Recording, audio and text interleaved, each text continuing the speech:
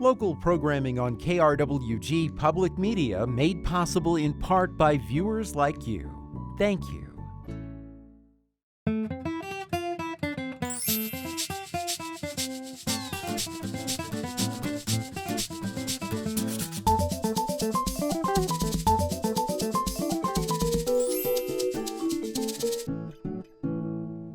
Hello and welcome to Fronteras, A Changing America. I'm Anthony Morneau. Recently, faith leaders and immigrant advocates from New Mexico traveled to Washington, D.C. to advocate for the need for a pathway to citizenship for essential workers, many who are on the front lines during the COVID-19 pandemic. Some of these advocates took part in a 4-day solidarity fast to shine light on the issue. Here to share more about this issue and the hashtag #WeAreEssentialFast for Freedom are Nena Benavidez, a community organizer with New Mexico CAFé from Silver City, and Irvin, an essential worker from Anthony, New Mexico. Also joining us for this conversation is Stevie Paz, a digital organizer with New Mexico CAFé. I want to thank you all for joining us. Thank you. Thank you for having us. Irvin, I'd like to start with you. You actually took part in this fast. You're a dreamer. What was it that inspired you to take part in this effort? Why is it so important to you? Absolutely, sir. For me, this was important because my purpose of going to Washington to fast was to advocate for essential workers and dreamers. But in my spirit, I also took as an advocating for all 11 million undocumented Americans who live here. This experience was amazing, but it was hard because it was a whole new experience for me that I've never ever got to try before. But the purpose was for me to represent my community, community and dreamers, and community for mixed family status here, local. Now, I want to ask you something. You're an essential worker yourself. You work in utilities in Las Cruces. So I'd like to hear from you. What was it like going through the pandemic and facing these uncertainties that were happening right now, and how did it affect people close to you?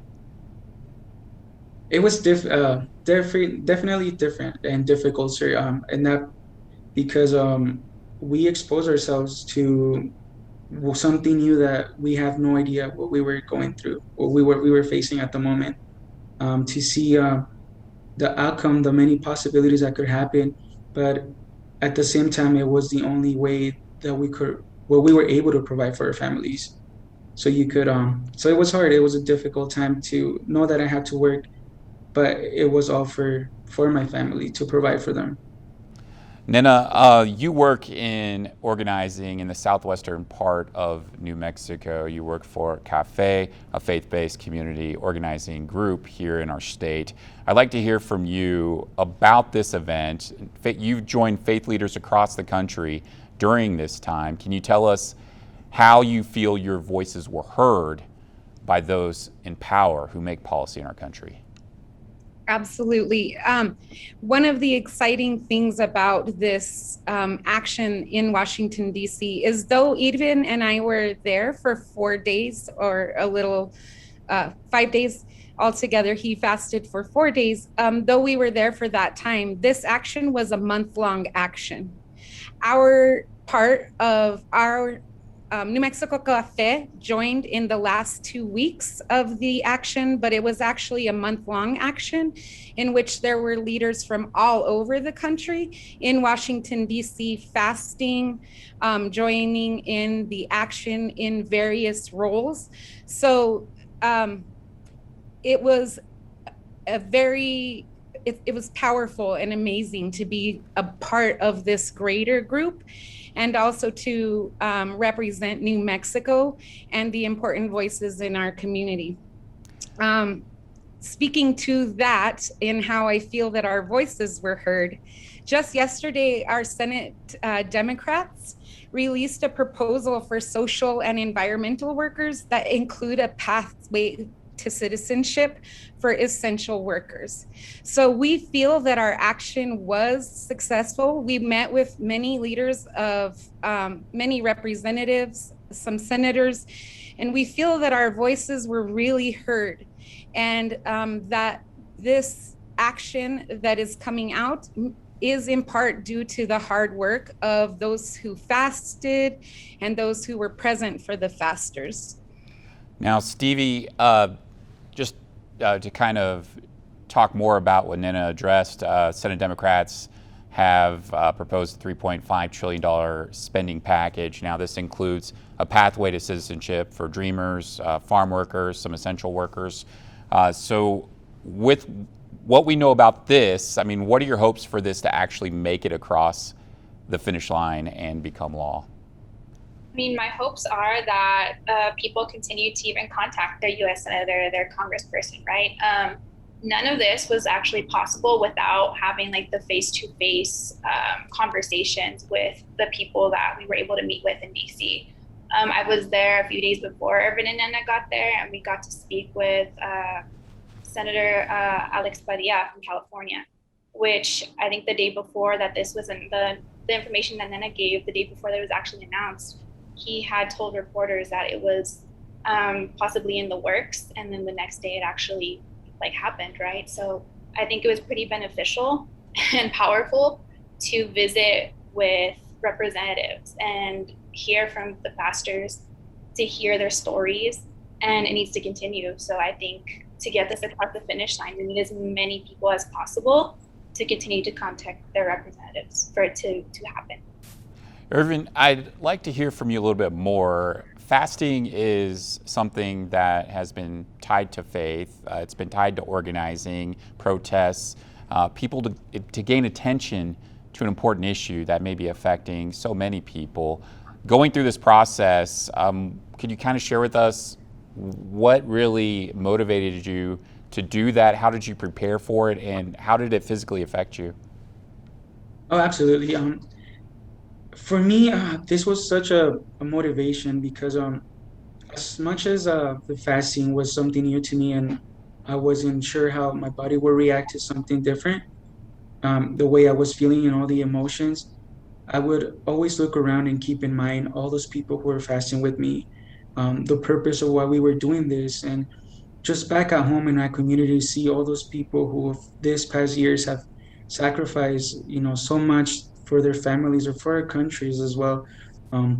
As the pandemic went, I kept that in mind and I kept that in heart, and it gave me the strength and the courage to continue to fight just like they were fighting, just as hard. Coming back from that experience, how do you feel now about this effort, and is it something that just kind of reinvigorates you to move forward? No, absolutely, because that experience gave me so much strength, so much hope to continue to keep working in my community, to continue encouraging more people to go in this movement with us, because the stories do matter, and it just makes a difference, because just like us, there's many more. Nena, now the House already this year has passed some measures to make a pathway to citizenship for dreamers, for farm workers. We've seen some movement there. Now there's also been some Republicans that have voted with them to pass this. I mean, what are your hopes for immigration reform, this effort to actually happen sometime soon? Because it's something that's been talked about for a long time. There's been a lot of organizing around it. There's been many marches. There's been many issues surrounding this, many folks affected. We've seen what the DACA program has gone through over the last 9 years. So I'd like to hear from you, from your perspective as an organizer on the ground, talking with people, how do you feel this is going to be addressed this summer? Do you think it's going to happen soon? I think that this is the perfect opportunity for it to happen. There are a couple of ways that this can happen, but we are hoping that this can work through the budgetary reconciliation process, which would take it out of the filibuster process, and so that we at least have a pathway to citizenship for essential workers, and ideally for all 11 million undocumented workers. The Fast for Freedom, one of the things I want to really say about it was one of the slogans was the hunger for justice. And so with that in mind, the fast was not just about the fast for a physical fast, but the fast of the idea that we need to hunger for justice for our undocumented brothers and sisters. Now, with this issue, Stevie, you've been involved in organizing for some time. I'd like to hear from you really, when we think about the pandemic, when we think about all the people that have been affected, how have those who are undocumented, who may be essential workers, how have they been affected in our region? I think specifically for our region, I mean, I think first and foremost, right, when it came to stimulus checks that people received, right, many of those people got left out simply because they're undocumented and they don't have access to that. And if they do, it's because, some of their family members are mixed status, right? Some might have citizenship, some might have not. And I would also say that farm workers, right, they still continue during the pandemic. And I think when it came to information, right, the simplest thing is wearing a mask, washing your hands, that were pretty repetitive to maybe the rest of us that have access to, computers, cell phone, internet. Some of them weren't getting that information. And so I think a lot, especially when I'm talking specifically for New Mexico, a lot of immigrant rights groups had to, create that information for them to receive it. And, I think they suffered a lot because, they didn't have the luxury to stop working, just as, frontline workers who work in a restaurant or essential business. So I think they suffered a lot. Now you bring up frontline workers. I mean, let's talk about that a little bit. Immigrants in healthcare, for one industry to talk about, or social service industries. Some data from the Migration Policy Institute that was released last year showed that 29% of physicians are immigrants, 22% nursing assistants, 29% housekeepers, 24% janitors, 38% home health aides, which a lot of folks may forget about as well. Now, such an important issue, folks on the front line. Nena, when we talk about frontline workers and those here in our region, I know you've probably had the chance to meet with a lot of folks who have been impacted by COVID-19, the pandemic, and not been able to access relief. Can you share with us some experiences that have been shared with you? Yes. To reiterate part of what Stevie said, there is a whole portion of our essential workers and New Mexicans who have not received any relief because of their status.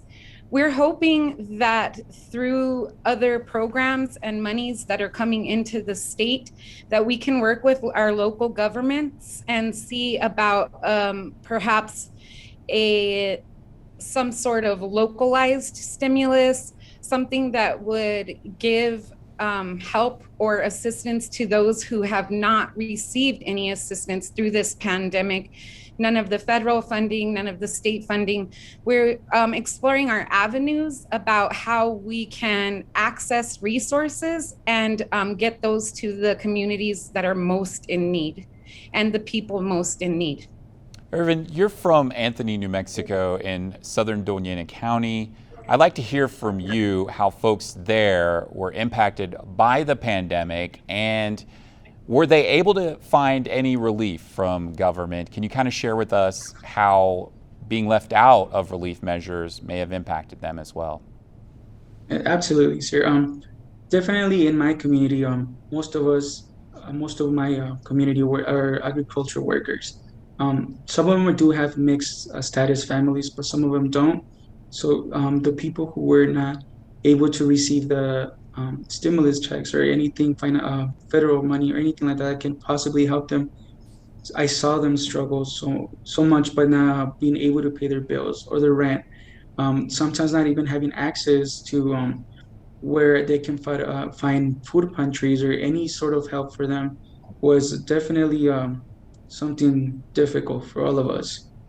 That feeling of uncertainty, I mean, we've heard it so many times during this pandemic and these uncertain times, but this is real life for a lot of people when they don't know when they're going to be able to work again, when they don't know when they're going to be able to access food or have enough money to do that. I mean, can you kind of share a little bit more about going through that the type of anxiety that may be causing folks in the area as well? Absolutely. It's difficult because as a community, we want to help each other for all of us to have the same resources. Most of those people lost their jobs over the pandemic, and some of the agriculture workers, like I mentioned, didn't have the needs to pay for those bills that they needed to. So it was at that point where we're like, what can we do as a community to help the ones who are in need, the ones who don't have documents to even have a job at essential places in a store or anything like that. So the frustration of not knowing how to help our community it was a horrible struggle. Nena, now so much was paid attention to our food supply chain during the pandemic. We saw the run on grocery stores, and all of a sudden we started paying attention to how we got our food and how important that food supply chain is. Immigrants play a large role in the food supply chain, according to data from the Migration Policy Institute, again, that was released last year. Agriculture workers that Irvin was just talked about, 30% are immigrants. Farm production workers, 27%. Transportation workers, 17%. Grocery and farm production wholesalers, 23%. Retail workers, 17%. We know a lot of retail workers were affected in our state when restrictions were put into effect. Now, I know you talk with a lot of folks who were impacted, and that you brought those voices to Washington, D.C. Can you share with us a little bit more about what you told policymakers when you're able to meet with them, folks in D.C. Who actually have a chance to make a difference? What were you telling them about our community? One of the important things was just having our communities represented in Washington, D.C.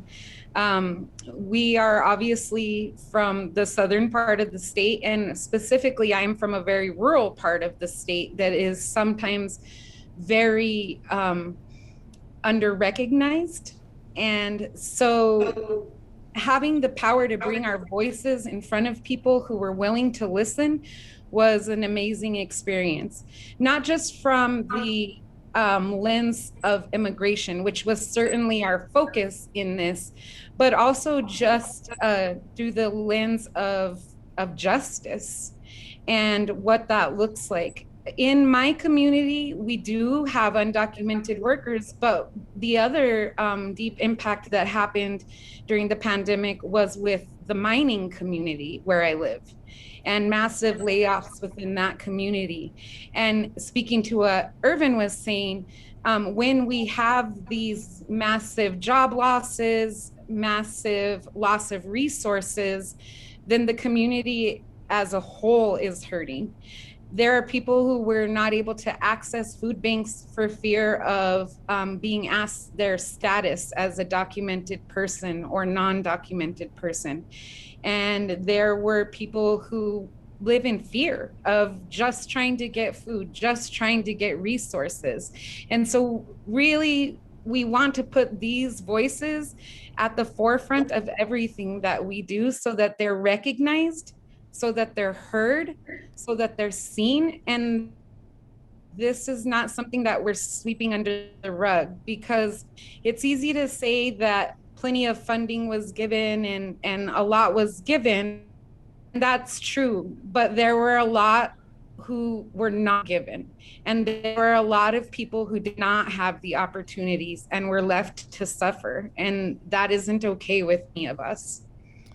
Now, Stevie, you've been organizing for some time now. I'd like to hear from you, really, with this conversation, a pathway to citizenship for essential workers. We hear so many different things from both sides of the aisle on why this is needed. What are some things that are being left out of the conversation that we might not be hearing on, so-called mainstream media? I think I want to say the thing that's been left out too is when we talk about a pathway to citizenship, right? There's so many stipulations or rules about, okay, well, if we're going to put these people on a pathway to citizenship, how long is it going to take? How much longer are these people going to have to wait for citizenship, right? With people like Irvin, right, who have DACA, if, this thing does pass, it's like, well, how long is it going to take for DACA recipients to be put on a pathway to citizenship? I think is the most common thing. Is it going to be 4 years, 5 years, 10 years, right? We would want that as soon as possible for people. Now, you bring up DACA, Stevie. Irvin, I'd like to talk about that with you. It's been 9 years since that program has been in place. It's protecting around 700,000 folks who may have been brought to the U.S. illegally, who are still kind of in limbo, waiting to see what happens. We've seen over the last few years, the program has been challenged. Its existence has been challenged. Now there's a little bit of a different approach with it. We know it's in place for the moment, but moving forward, I mean, what are your thoughts with the program, Irvin? And how has that been, being in so-called limbo, trying to wonder what is going to happen with your future? Absolutely, sir. It's definitely a hard topic because for many of us, this is our home, right? This is the only home that we know. This is the only place that we've ever seen ever since we were kids.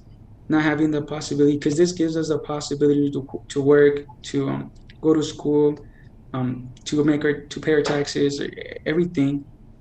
So not being able to have a status, I would want to say, something confirmed, it's hard because it feels like even then we have a protection, we're not really protected. At any moment that this can end, immigration has our whole information it's a fear, that could possibly happen if the program does end or something doesn't go through, then what happens to us? When you think about your future in the United States, what do you think about? My future is when I think about my future, is contributing just the way I always have. Keep moving forward, but with no fear this time. Keep moving forward to achieve all of my dreams that I've always wanted to, but I can't do it right now because of a status. That's just what my dreams is continue to contribute to a country that I call home. What do you want to do? What is your dream, Irvin? My dream is just continue to go to school, finish my education, keep going with my career, keep living my life here in peace, continue to establish a home, keep going more, keep building more organizations to keep helping out my community, just keep making my community grow better and better each time. Nena, we just have about 3 minutes left, so I'd like to hear from you with this issue. Can you leave us with some thoughts on what we need to consider when we consider a pathway to citizenship for essential workers? There's many things to consider, but I'd really like to say that this is an issue, a human rights issue. Larger than a legal or a legislative issue. This is a human rights issue. And these are our brothers and sisters. Though they are undocumented, they are equally as important in our communities and in our society as those of us who are documented. There is absolutely no difference.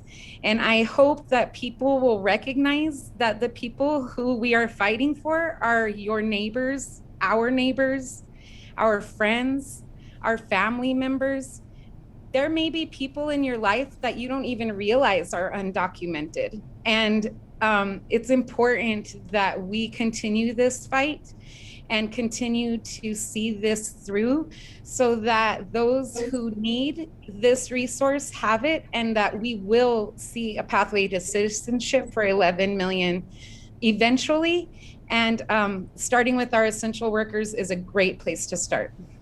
Stevie, some closing thoughts as we wrap up this program. Immigrants and undocumented folks are humans, right? They're deserving of a pathway to citizenship. I think the constant narrative I see is that immigrants or undocumented folks have to be extraordinary. They have to have some type of extraordinary ability to be deserving. And I think everyone should be deserving, whether they're doing extraordinary things or just trying to make a living and just trying to get by in life and just trying to achieve their dreams. Everyone is deserving of having that citizenship, whether they're, immigrant or undocumented. Irvin, we have just over 30 seconds. Your closing thoughts. Actually, just this past year, we've seen how much immigrants contribute to this country, and I feel like we all deserving of a chance to have a better future. Okay. I want to thank you all for joining us. Nena Benavidez, Irvin Villa, and Stevie Paz. Thank you for joining us on Fronteras, Changing America. Thank you. I'm Anthony Morneau. I want to thank you as well for joining us for this program. Remember, you can always send us your thoughts by email. You can email feedback@nmsu.edu. Thanks for joining us. We'll see you next time.